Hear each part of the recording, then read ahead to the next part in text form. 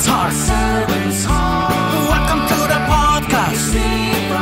Inspiration, motivation takes. Listen to the podcast. We're all about to talk about life. Our guests will share their life story. We want you to success in life and business. We're ready and we will start shortly. We're gonna talk about life. We're going to speak on business. You're gonna shine bright. We are gonna witness business with a servant's heart.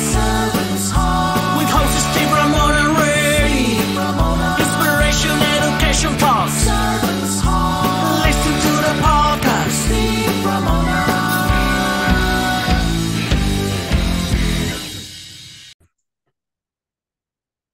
Welcome, everyone, to Doing Business with a Servant's Heart podcast. I'm your host, Steve Ramona. I am so thrilled to have you join us today. We developed and dedicated this podcast to teach you how to use a servant's heart to make a difference in your business and personal life and make a difference to other people. The other thing we did is we want our guests and me to motivate you, inspire you, and educate you to have that servant's heart so you can truly make an impact. How cool would that be, is to make an impact daily? If it's not daily, weekly, or even monthly, just make an impact. I guarantee you, I do it all the time. It's the best feeling in the world. And today's episode is proudly sponsored by our incredible partner, Pantheon Alliance. Would you like to be part of an exclusive community of high-income, successful business owners and entrepreneurs for extremely diverse industries? Together, they're building a thought leader platform to, again, impact and change the world. For more information on Pantheon Alliance, just reach out to me and I'll get you all the information. With our whole monologues about impact and change, especially now, we just passed the elections. People are diversive, fighting. It's terrible out there. Let's make an impact to change people's lives for the positive. And with that being said, my guest is going to do that in so many ways. I want to welcome my guest, Krishna. Welcome to the show. Thank you, Steve. So good to be here. You mentioned before the show, I call it the green room, people being stuck. Talk about that. Well, I mean, we've seen it especially since the pandemic, and just, I think how these elections would be if we didn't have social media and the internet, right? But everybody's like so upset and triggered and in the separation and the divide. And, that's not, it's designed, but it's not how people are going to heal and grow and evolve. And so what I get to do, which is something that was definitely something that I was led to by something higher than me, is to help people unattach from their wounding that they're stuck in from the past, because this is usually where people are behaving from. And that's what you're seeing with people who are so upset and have zero capacity for anybody else's opinion. You use some protocol, that's probably the wrong word, therapies. One's called Psyche, and I went through it. We kind of debriefed before the show about it. She's really made some changes in my life that were affected me, and she just made me realize it's made a massive difference in my life. I mean, massive. We'll get into that. But talk about that, what you did with me and what you do with people with the Psyche. What I love it's a dumb name, y'all, but it stands for psychology and kinesiology. It was created by a psychologist who just wasn't supporting his patients the way he wanted to. And so it's a very simple process. I love it because you are not unconscious. It's not like hypnotherapy. It's a very simple, conscious, direct route to being able to peacefully unattach from stressful or triggering situations, past, present, or future, however big or small, it does not matter. And go in a new direction in your mind. So neuroplasticity, we get to create new pathways in our minds so we can have a new experience. And we do this by getting into the subconscious, and it's very quick. So if you are just trying to make changes with your conscious mind and rule the world with your conscious mind, it is a lot harder and it takes a lot longer, and it might not even be possible because we create life from the programs that are held in our subconscious mind, and we're all programmed. And we all have this place where we create 97% of our lives. It's really just a matter of which programs you're creating your life from. So that's one way that I get to guide people, and that's often the way that I can best facilitate people. I've been a practitioner and a doctor of Oriental medicine for 22 years. But the work with the subconscious and then this other modality called internal family systems, another framework for mental health that is revolutionary, also created by a psychologist who was not serving the way that he wanted to. Such a beautiful, loving, compassionate inquiry for the parts of us that need our attention and need to be witnessed so that we can hear what they have to say and so that we can help unburden them from the past where they're stuck. Sometimes I'm combining both of those. You and I, we got to do Psyche alone, and that work is often subtle but very powerful. So because it was brand new for you, it took me asking like the right questions for you to be like, oh, actually, yes, that is quite a bit different. Yeah. Whereas for other people, it's big and obvious and powerful. But some people think, oh, when they create the subconscious program, I trust myself. I'm worthy of this, that, and the other. They're going to be like this big energy out in the world. Sometimes it's just like this graceful sitting back in your energy, not having to prove anything. You just are. Yeah, I like that. I like the fact you call it program because I'm a big tech guy and software is program. But if it's not working, like a program like me with my past that was programmed and you reprogrammed it, coder, people know coding. You took my software and you changed it. Is that what I'm is that a good analogy? I love that analogy. And I don't necessarily love comparing us to technology, but one of my main teachers is Bruce Lipton, and he definitely said, he wrote the biology of beliefs for the people that don't know, but he's pretty famous stem cell biologist. And he says that the subconscious is the hard drive. That's where all of our programs are. And the conscious mind is the keyboard. We're just tapping in information to get to the subconscious. So yeah, just like you're saying. Yeah, you're right. It's an understandable comparison, so you can visualize it. And that's the important thing.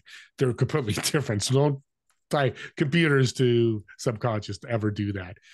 So I went through, going over your bio. You've worked with 28,000 patients. Is that correct? Yeah, it's probably like way beyond 30 at this point, but yeah, at least when we just took a look at my numbers when we were creating my website years ago, just taking an average of the people I see per week and then the years I've been in practice, even accounting for vacation time, and the fact that I only see a patient an hour, I'm not like seeing multiple people.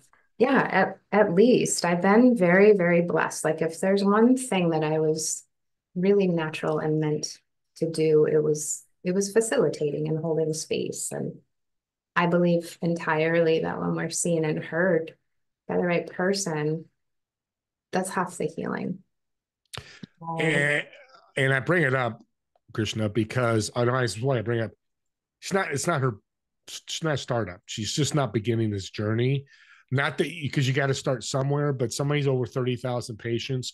She knows the right questions to ask. Of course, I went through it, so she knew exactly what to ask. Because I think that's important. I'm glad you mentioned questions because I mentor business people all the time. How do I grow my business? Ask questions. How do I get to know people? How do you build a relationship? Ask questions. So from a psychology or subconscious mindset, what should people know about asking the right questions? Yeah, I love this question. Well, like sometimes people ask me, how do I know where I'm stuck? You can just really look at your life. Where are you hitting resistance? Where are you struggling? Where are you hitting like the same themes over and over? And they are not desirable. You can just look at that. And then you can also look at where you want to grow and what you want. And those are the two directions I get to work with people. So we get to like clear and unattached from these stressful things, create new programs, but then we also get to talk about what we want and create those programs so that it's possible. Because if the program does not exist in the subconscious mind, it won't happen. Yeah. That's so powerful. And you're right. Audience, I'm talking about me. I'm not a big fan of a host talking about, because I went through the Psyche, it was really simple to do, and it was a short period of time. Why do you think it happened so fast? Is it the right questions, or was I more willing, or combination of that? Yeah, to tie it back to the question you just asked me, yes, I think that an intuitive space holder is going to reflectively listen, and they're going to be able to go in the direction that's going to best support you, right? So you're telling me about the things going on in your life, and I'm tracking and I'm taking notes. But then like when you're repeating things, and I'm like, that's the thing we should go with because that's taken up a lot of his headspace. We're going to start there because we have these balances that we do in Psyche. One of them is called the transformation and the perception of stress. Everybody has stress. And so when I could just do that balance, like I did with you a couple of times in that session, and it literally clears space, is how I see it energetically. And then again, just helps you go in another direction, just like easily and quickly, where you don't have to talk yourself into things and give yourself pep talks, or where you just do things and you don't have that negative self-talk or chatter in your mind. You're just doing it, which like with you, if it's okay to say, you were like, oh my God, yeah, I'm actually just doing this thing now. I don't feel guilty about it at all. Beautiful. Yeah. Talk about it because it's changed my life. So yeah, you're more welcome to talk about it Yeah. because it's been such a blessing. But Yeah. there's the flip. Go ahead. Oh no, that's just one of the things that I get to help people with a lot is they're feeling guilty for saying no, or feeling guilty because they can't help everybody, because we have that people pleaser in us, or perfectionist, or we have that programming, especially as a lot of us women, where we were taught, oh, to be a good woman or a good person or a good wife or a good mom, you have to give and give and give and give and give and say yes to everything to be that good person. And that's just not true. Yeah, that's a servant's heart definition right there. We could record that, take that snippet, and that's what a servant heart does. Because the flip side is saying no. People don't realize, and I had to do the same thing. I can say no and still be a servant's heart, still help people or whatever that may be. But what are some, because you work with so many patients, I'm so excited because I love experienced business people. What are the common challenges people trying to work with their subconscious? I mean, like I said, everyone has stress. So I love to help people just like, oh my gosh, let's stop thinking about that thing and replaying that thing and repeating that theme over and over. Let's just go in a new direction, please. And then I'd say for reprogramming, people typically always have a limited or self-sabotaging behavior around self-worth, what they deserve. Boundaries, like I said, is a big one. So I help people kind of outgrow that people pleasing, which doesn't mean you're a bad person. It means you actually get to serve from the fullness and the brilliance of your being instead of this completion or obligation, which is like really better for everyone. And then I'd say like, when I talk about worthy or deserving for a lot of times it's like feeling great in their bodies. It's being able to stick to a healthy eating or exercise, or not binging Netflix for 3 hours with a bottle of wine and instead going out for a walk or getting some exercise in after work, and just creating programs like, hey, I have the energy to like do everything I want, or to take good care of myself, or to honor myself. So those are some of the big ones. And then I love to help people with relationships and just creating new programs that like, oh, I deserve healthy relationships. I deserve to have clear boundaries. That changes your life quickly. Deserve is a big word. Yeah. Should or deserve is so to the point. Steve, you deserve to be happy. Steve, you deserve to have abundance. Then hey, you should have abundance. You should be happy, right? Yeah. Words make a difference. It does, but like a lot of people are trying to talk themselves into that with their conscious minds. So you could say to me, oh, hey, you deserve to be treated right in your relationship. Sure, with my conscious mind, I believe that. But my subconscious might be like, you deserve to be treated like this much, right? Because this is all you've ever experienced and of all you've ever been shown. So we need to expand that self-worth and deservingness so that you can have that experience. Yeah. I've always wanted to ask, I've never asked people that work in the subconscious and neuroscience like you do, how do you maintain your own well-being? Listen to all these 30,000 stories of a lot of negativity. Mine was negative. I'll be completely honest to do it. How do you take care of yourself? Oh man, I just get inspired by people's stories, to be honest. First of all, my self-care practices are like dialed. I know how I want to feel, and I know what it's like when I start to fall off of that, and I don't like it. And I've expanded my own self-worth and done internal family systems to check in with the parts of me that need my attention, that like are the people pleaser and the fixer and the caretaker to deserve love, right? I've worked with those. So I know when those are coming in and I know when they need my attention, and I do work around that. Also, I typically will go through a lesson spiritually as I see it, get activated in it, have to work through the shadow of it, and then embody it by healing it. And then what always happens is everyone that comes through my door is trying to learn that lesson. So last year, around this time, for anybody that is into astrology, I'm not huge into it, but it does seem to make a lot of sense. But in this Scorpio energy, it can be very shadowy, very like, you better take a look at your SHIT. And I did. I had to look at my own betrayal wound, which is very painful. And it's probably the deepest wound for most people is the fear of abandonment and betrayal. And so what was the lesson of that? To not betray myself, to not abandon myself, to hold myself in that time where I felt, oh, it would be easy for me to believe I am alone, I am separate, I'm not held. Simply not true. Because I've created the programs and expanded, I did have some deeper work to do, and I did it. And I swear to you, I swear to God, everybody that was coming in after that was working with the betrayal wound. So for me, there's been a lot of things I've had to learn in my life, but as a practitioner and these modalities, I mean, I really do believe that God led me to them, because I went into these trainings being like, I don't even really know what this stuff is. And then getting into and being like, oh, this is the stuff. This is the healing I was asking for. Because I was a really good and still am, but I don't practice it as much anymore. You know, acupuncture was really my first love in this life. It would have taken something very special for me to shift gears, but I was also very ready to grow. And like, when you start doing this work, you just start expanding, and God or spirit was like, it's time to step into more growth here and service. This is the stuff.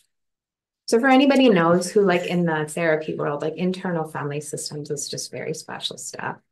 Yeah. Yeah. And it's good to hear a practitioner also has to work through stuff too. You know, I think some people look at a practitioner or a subconscious neural, oh, they're all good. And, you know, they're trying to help me. No, no matter where you're at, we all need that help. Breath work. We talked about it a little bit when we first met. I use it in the shower every day, breathing, deep breaths and stuff. How important is breath work with what you do working with people?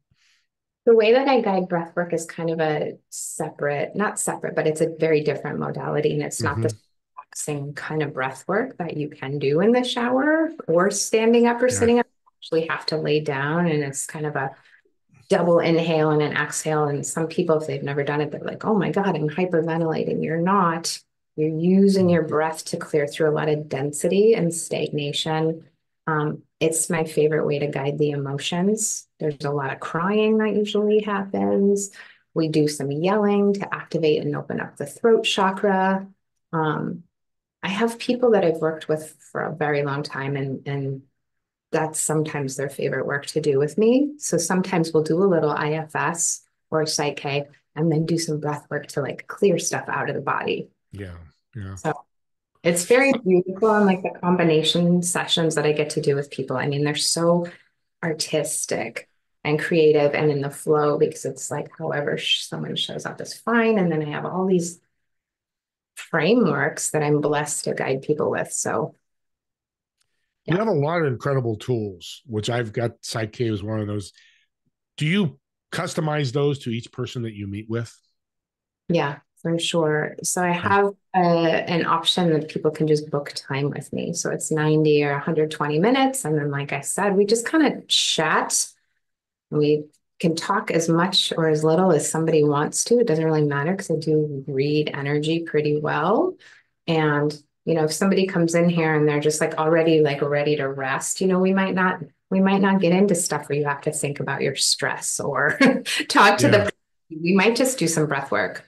But yeah, people will just book time because they'll see my website and they're like, oh my God, I want to do all these things with you. Where do I start? So there are choices, and we can do them in person or virtually, which is really beautiful to have that option. And then my thing currently is I am It's a little insane because I'm working on a master's in therapy, not because I necessarily wanted to go back to school, but it's just going to allow what I already do with patients to be more accessible because people will be able to use their Yeah. behavioral health benefits. And so, yeah, it's just, I'm kind of in this education role where I'm teaching, like, oh my God, these things are, it's like how I was with acupuncture 22 years ago. People didn't really know what that was in the West. And so I'm just kind of waiting for the world to catch up.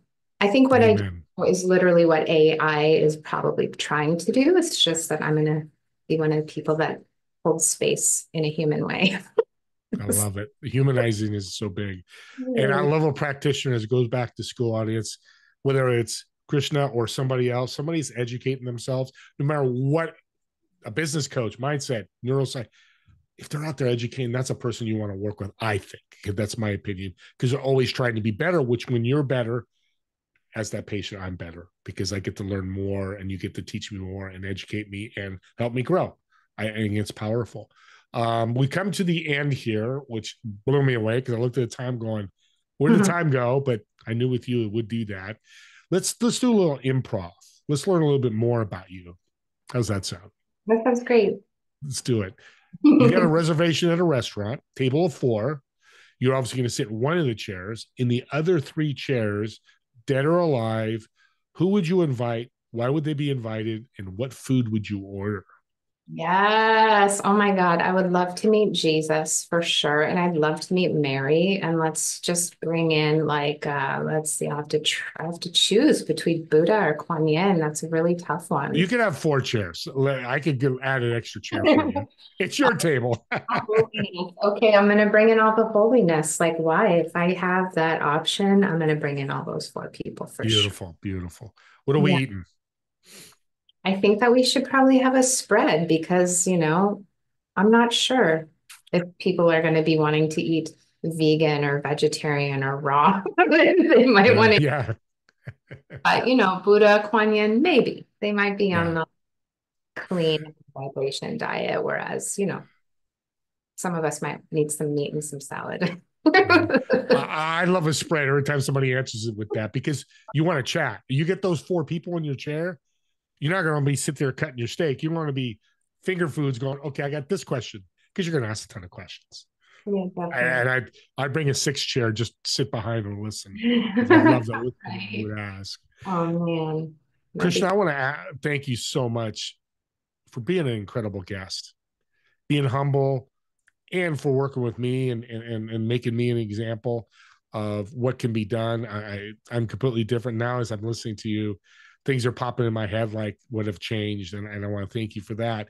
I know people listening are going, how can I support and connect with Krishna? So how can they do that? Yeah, I'm pretty old school. I just, I have a website. My LinkedIn is the same as my name. Instagram's where I love to hang out. People will read my stories, but I'm really just on there when I feel like it. Part of the reason I'm getting this therapy degree is because I don't like to be on social media because I think I should to hustle my business in these modalities I'm obsessed with. I love connecting though. I would just rather be offline. But you can definitely book a discovery call with me. We can chat more. You can ask questions. Please say hello on social. I'd love to hear from you. And do that, audience. Like I said, I did. I went through it. It was big. So do that. And as I always say, call to action for all of you, subscribe to the YouTube channel, but not for the reasons you think. If somebody family or friend that this resonates with them, that Krishna needs to meet with them, take this podcast and share it with them. Hey, I just listened to this incredible woman. She does these modalities that really are going to help you. Take a listen and then get back to me and let me know what you think. What a great way of serving other people by giving. You can feel her passion and her humbleness and her ability really to want to serve other people. So subscribe to the YouTube channel and comment on the YouTube channel as well. If it's for Krishna, I'll get the comments to her. If it's a critique for the podcast, hey, me and Krishna, this show's all about all of you. If we're not helping you or trying to help you, then we need to do something. So let me know if there's anything I could do better. And with that being said, me and Krishna want to thank you so much for watching and listening to this podcast. We'll see you all in the next episode of Doing Business with a Servant's Heart. Have a great day, everyone.